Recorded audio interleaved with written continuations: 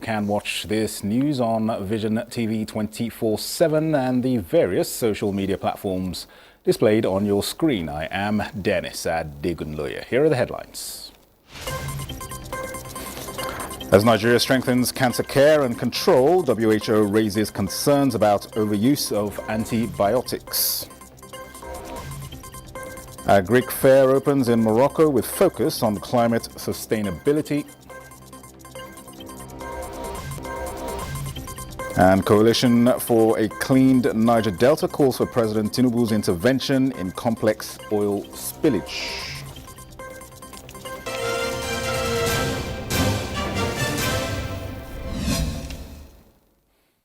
We begin with health matters. Nigeria is strengthening its cancer care and control through collaboration with a German company known as Siemens Healthineers and Minister of State for Health, Dr. Tunji Alausa, at a workshop with the partner in Abuja, said the partnership is aimed at enhancing the capabilities of cancer diagnosis, treatments and management in the country while addressing critical gaps in healthcare infrastructure and expertise. Uche Ugochukwu reports. The partnership signifies a commitment to leveraging cutting-edge technology and expertise to tackle the green burden of cancer in Nigeria. Siemens Healthineers brings to the table a wealth of experience in diagnostic imaging, laboratory diagnostics, and advanced therapy solutions, complementing NICRAT's dedication to cancer research and treatments. The partnership will also facilitate capacity building initiatives geared towards empowering healthcare professionals with specialized training and skills development opportunities. For this, the support of the International Atomic Energy Agency has also been sought. As global leaders in cancer care, we're not only excited by the opportunity to bring the latest technology to the country, but more importantly, to build on the long history of providing access to cancer care in Nigeria and make sure that that access is sustainable. We can leverage the expertise, resources, and technology of our partners to facilitate access to high-quality care, promote early detection, and enhance the continuum of care for individuals impacted by cancer. The implementation of the National Cancer Control Strategic Plan 2023-2027 is expected to materialize through these partnerships. The government is very committed about building capacities of health workers. We are all aware of the challenges that we have. To intense awareness creation and improve access to treatment and research. We are firmly determined to keep this momentum up till we change the narrative in the cancer space in Nigeria. The team will explore other areas of impactful collaborations among all stakeholders. Uche Ugochukwu, NTA News. Meanwhile, the World Health Organization, WHO, says the widespread misuse of antibiotics throughout the global COVID-19 pandemic has potentially fueled the propagation of antimicrobial resistance. Francis Udojo reports that while only 8% of hospitalized patients with COVID had bacterial co-infections requiring antibiotics, 3 out of 4 patients were given them as a contingency measure. Only use Dr. Margaret Harris, WHO spokesperson, at a news briefing at the UN office in Geneva, confirmed that the advice was very clear right from the start. This was a virus.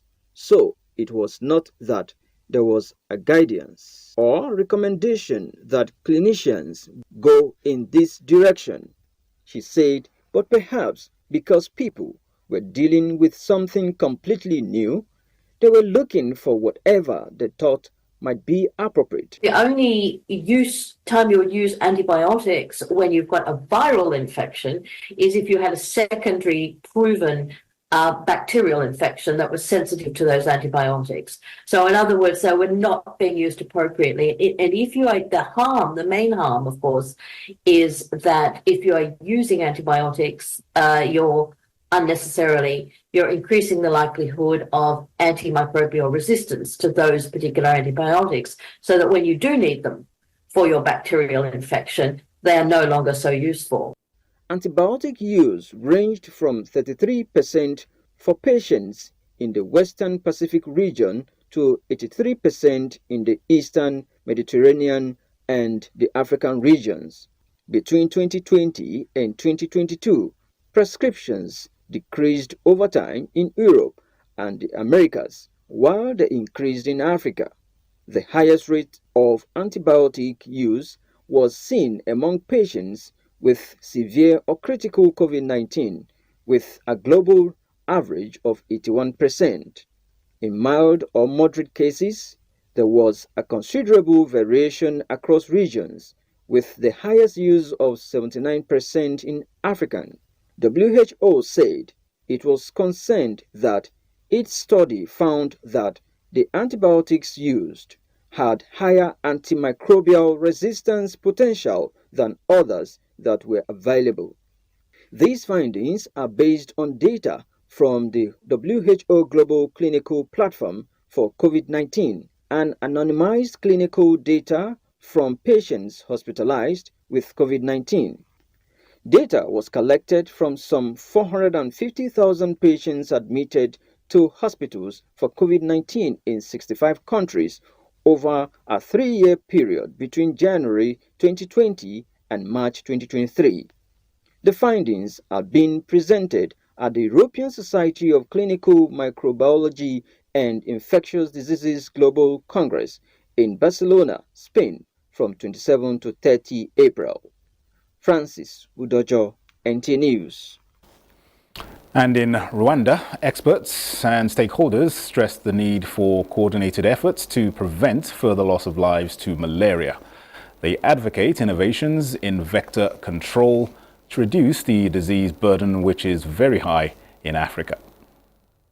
During World Malaria Day, activities aim to both acknowledge progress made in combating malaria and recognize the ongoing challenges. Despite achievements, there is a shared commitment to intensify efforts to ensure malaria-free lives for all. Health institutions highlighted the increasing danger of malaria, particularly to children in sub-Saharan Africa. Shockingly, a child dies from malaria every minute worldwide, with those under the age of 5 being most vulnerable. Health practitioners stress the importance of coordinated efforts to prevent further loss of lives, especially among children.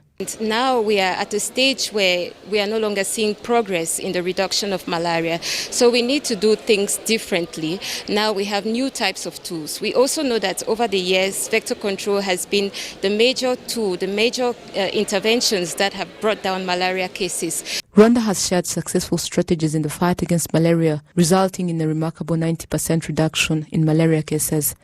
Through the collaboration of community health workers, the number of malaria cases in Rwanda dropped from 8,000 in 2016 to just 1,300 in 2023. This achievement underscores Rwanda's commitment to combating malaria effectively. The theme for this year's World Malaria Day in Rwanda emphasizes individual responsibility, highlighting that eradicating malaria begins with each person's actions. According to the World Health Organization, globally in 2022, there were an estimated 249 million malaria cases and more than 600,000 malaria deaths. 94% of malaria cases and 95% of malaria deaths are in the African region. In 2022, 4 out of 5 people were children under the age of 5. Children under 5 years of age accounted for about 78% of all malaria deaths in the region. Children under the age of 5 are especially vulnerable to malaria due to their developing immune systems. Severe malaria symptoms in children can even result into coma as the disease affects the brain. Without prompt intervention, the consequences can be dire, potentially resulting in loss of life. Early detection and treatment are critical to preventing such outcomes. Dr. Daniel Ngamije, director of the Global Malaria Program, stressed the urgent need to enhance efforts in combating malaria. For the last 10 years or 7 years, the progress has stalled. And the progress has stalled to the point that we are off track regarding global technical strategy targets by 50% at least. And if the trend continues like this, we will be off track by 2030 around 80%, which means we will not reach global technical strategy as agreed by member states. The permanent secretary in the Ministry of Health emphasized the importance of global cooperation in the fight against malaria. He stressed that it is imperative to join prevention efforts and ensure timely treatment for those at risk of malaria. He also noted that every individual vulnerable to the disease should receive care and treatment without delay. And now to enhance health reporting standards and promote accurate dissemination of medical information, the Association of Nigerian Health Journalists seeks a collaboration with the Medical Laboratory Science Council of Nigeria, MLSCN. The delegation, led by the president of the prominent body dedicated to advancing the quality of health journalism in Nigeria, Joseph Kadir, says the association aims to leverage the expertise of the MLSCN in ensuring that health-related news and information are grounded in scientific accuracy and integrity, taking cognizance of the importance of reliable sources in health reporting. When it comes to healthcare, lab testing is number one. Without the result of those tests, the clinician will have little or nothing to do. Registrar of the Council, Dr. Tosan Erhabo, alongside his team, welcomed the idea and used the avenue to respond to some emerging issues from the medical laboratory science profession, among which are measures to close the gap of brain drain in the specialty in the next 5 years. Medical laboratory scientists, foreign trained, will be put into the Nigerian market. Working in line with the Ministers of Health have also doubled the number of intakes of medical laboratory scientists students in all university in Nigeria without compromising our training standards.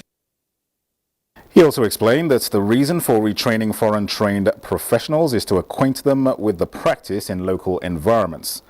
Both teams agreed that the collaboration would ensure accurate and effective health information communication for the benefit of the entire country. So the news now, thousands of sub-Saharan migrants have gathered at Tunisia's olive groves for months, living in makeshift tents and surviving on meager rations while keeping their hopes alive of reaching Europe. Francis Udojo gives us more insight into this story. Humanitarian sources say about 20,000 are in isolated areas near the towns of El Amra and Jebeniana, some 30 and 40 kilometers north of the port city. Sfax is one of Tunisia's main departure points for irregular migration to Europe by boat and was once a hub for sub-Saharan migrants. After forcibly removed from the city last year, migrants set up camp in neighboring towns as they awaited their chance to make the perilous crossing. After Tunisian President Kais Saied said in a speech last year that hordes of illegal migrants posed a demographic threat to the country, anti-migrant violence broke out and hundreds of sub-Saharan Africans were kicked out of their jobs and homes. Men, women, and children, mostly from Cameroon, Guinea, Nigeria, Senegal, Sierra Leone, and Sudan, congregate at the camps by language. The women are seen cooking stew as men remove the feathers on bony chickens. Reports say some 7,000 migrants received their first food aid in months from NGOs earlier in April. But they said this was not enough and called for more help from Europe, which has ramped up measures aimed at curbing irregular migration. According to a spokesman of the Tunisian NGO, the North African country is turning into a de facto detention center because of border control agreements signed with the European Union. Francis Udojo, NTA News. In a significant step to advance food security in Kenya, the Africa Fertilizer Financing Mechanism has launched project that will help deliver nearly 8,000 tons of fertilizers to 100,000 smallholder farmers, boosting harvests and incomes. Through its Fertilizer Financing for Sustainable Agriculture Management project, the mechanism will provide a $2 million partial trade credit guarantee and a grant of $219,000 to Apollo Agriculture Limited, a Kenyan corporation, to facilitate the company's fertilizer sales. The Norwegian Agency for Development Corporation, through a contribution of $10.15 million to the Africa Fertilizer Financing Mechanism, is also supporting the project, which was launched on April 8th in the capital, Nairobi. Kenyan smallholder farmers often lack the collateral to secure financing to buy the fertilizers they need. The mechanism, by sharing credit risks with suppliers like Apollo Agriculture, bolsters their confidence to offer fertilizer on credit. The project aligns with Kenya's Vision 2030, which identifies agriculture as a key driver of the country's economic growth and food security. We'll take a short break now. More reports in a moment. Stay with us. Fellow Nigerians, it is a good thing to be Nigerian. Good news! The Office of the First Lady of the Federal Republic of Nigeria is organizing the National Fabric Competition, the #One Nigeria Unity Fabric Competition. The aim is to create a fabric design that would be indigenous to Nigeria, showcasing our culture and unity. This competition is looking out for creativity, concept, and the message of unity. Open to Nigerian youths, both male and female, between the ages of 15 and 25 years. And guess what? You can apply wherever you are in the world as long as you are Nigerian. The winner of this competition goes home with a cash prize of 25 million naira. Are you sure I will not apply for this competition? Submission of entries close on Sunday, 30th of June 2024. Submit your entries by sending pictures of your designs via email to unityfabric.ofl24@statehouse.gov.ng, making sure you capture all parts of your designs. Together, let us unite Nigeria!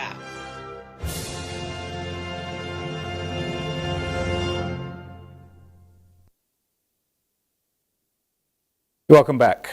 Morocco, which is hit by drought, has been hosting an international agriculture fair in the city of Meknes this week, titled Siam 2024, with focus on climate resilience and sustainability. Francis Udojo reports that about 70 countries and 1,500 exhibitions took part in the 16th edition of the expo. More than 10 large tents displayed various agricultural products and services, including vegetables, fruits, fertilizers, irrigation mechanisms from various regions of Morocco, as well as other countries. The exhibition provides a valuable opportunity for participants to engage in conversations, exchange ideas and experiences, as well as find new markets. This event in the country coincides with devastation from the impact of drought on its agricultural sector. This led the Ministry of Agriculture to put in place a set of measures to deal with water scarcity, including the creation of new seawater desalination plants. The International Agricultural Exhibition of Morocco is organized by Morocco's Ministry of Agriculture and is tagged the largest agricultural event in Africa. This year, it welcomed Spain as special guest of honor. Francis Dojo, NT News. The Chinese embassy in Nigeria has extolled the excellent bilateral relations with Nigeria, especially in the areas of education and cultural exchange. The embassy's chargé d'affaires, Zhang Yi, gave the commendation at the official inauguration of upgraded facilities at the China Assisted Model Primary School, Nyanya, Abuja. Chukunonso Nwabweze reports. Ajeda Affairs Sean Yi, after supervising the refurbished sections of the school, commended the management of China Road and Bridge Corporation, CRBC, for carrying out the maintenance works, in addition to providing learning materials, office and sporting equipment, as well as other gift items to the school's management.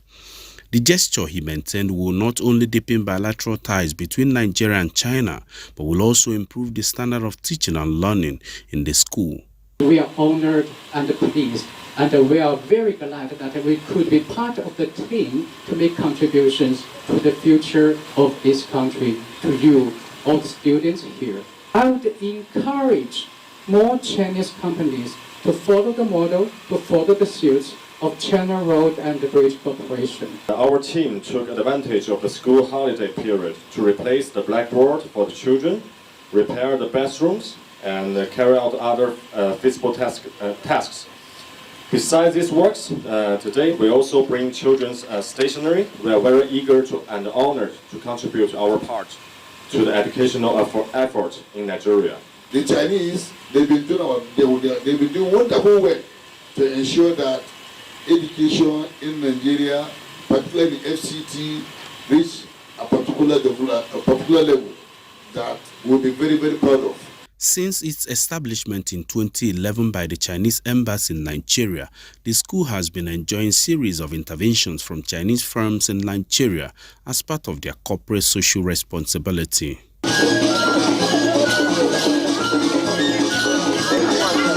Chukunonsongwa Bweze, NTA News. Governor Bala Mohammed of Bauchi State has restated his administration's commitment to scaling up the existing synergy with security agencies.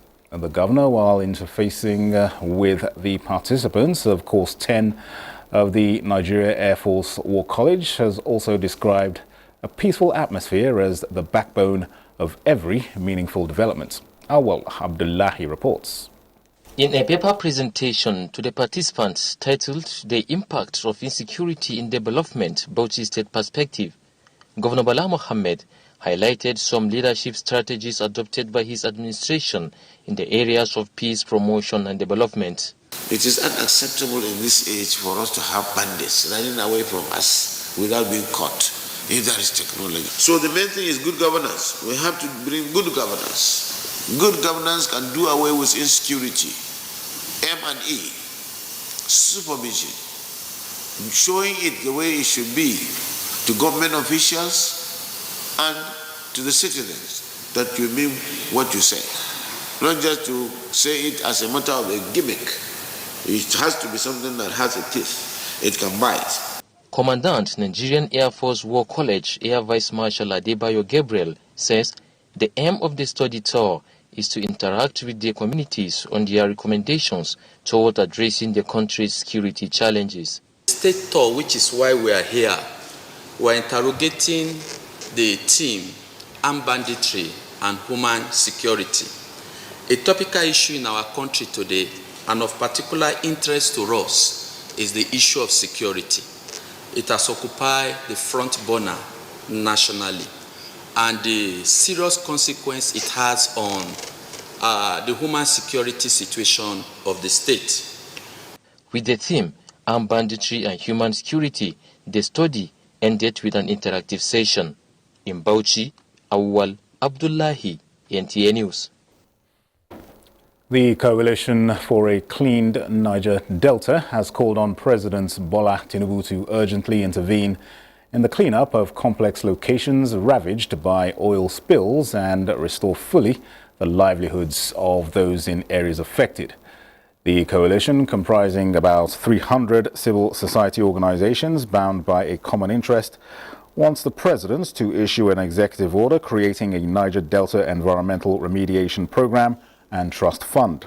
Executive Director Health of Mother Earth Foundation Nimo Bassi, while briefing newsmen in Abuja, says the president should adopt the national principles on divestment and decommissioning in the Nigerian oil industry while taking action on oil theft and assets vandalism. In the Niger Delta and other areas ravaged by the scars of extractivism is a task that cannot be postponed. We call on Mr. President and his team to do the needful and give Nigerians a safe environment in which to live and flourish in dignity. The environment is destroyed. The livelihood is destroyed. Water is bad. So that is why it is urgent for our president to act right now. I stayed there for 1 week and it was like living in hell. And people have been living there every year.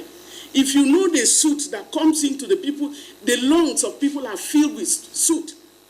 What are we doing about it? Reports by Nigeria's Spill Detection Body and National Oil Spills Detection and Response Agency, presented by the coalition, show 16,263 oil spills between 2006 and 2023, equivalent to 823,883 barrels. Now, Borau State Governor Babagana Umara Zulum has approved the employment of 15 people with disability who have undergone formal educational system and obtained bachelor's degree certificates, NCEs, diplomas and vocational training certificates. The employment takes effect from 1st of May 2024. The governor commended their efforts for not being lazy and, despite their disabilities, decided to pursue education. He directed Commissioner of Education Lawan Abba Wakilbe to review activities of all the blind schools in Borau State to train more people with disabilities. Zulum also ordered the Ministry of Education to work out modalities for introducing the teaching of special education courses at the College of Education, Bama. Borau State Branch Chairman, Nigerian Association of the Blind, Mohammed Mustafa, expressed gratitude to Governor Zulum for approving employments for his members. Let's now get a check on Sunday's weather prospects for Nigeria and other world cities.